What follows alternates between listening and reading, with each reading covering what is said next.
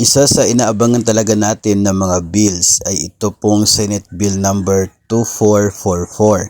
Ito po yung bill sa Senado na gustong babaan ang optional retirement age ng mga empleyado ng gobyerno from 60 sa kasalukuyan to 56. Inaabangan natin to kasi for sure marami po ang makikinabang at marami ang liligaya kung maging batas po ito.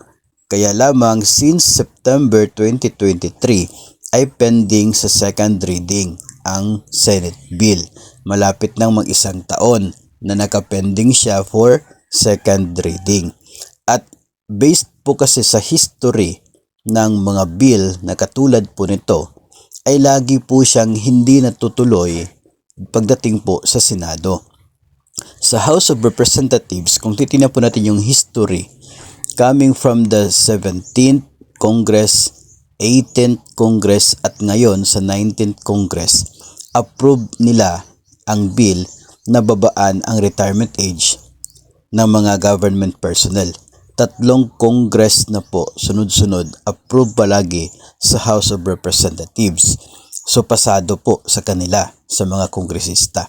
Pagdating po dito sa Senado, sa 17th and 18th Congress, pare-pareho na pending in the committee ang bill na katulad nito.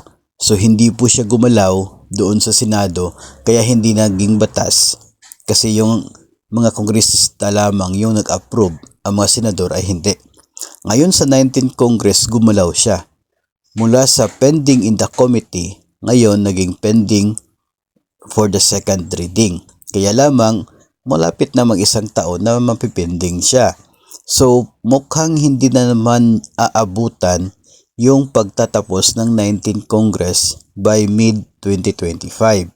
So kung mangyayari po yun at hindi po magkaroon ng batas bago magtatapos ang kongresong ito, by 2025 ay back to the filing of bills na naman sa Senado at sa House of Representatives.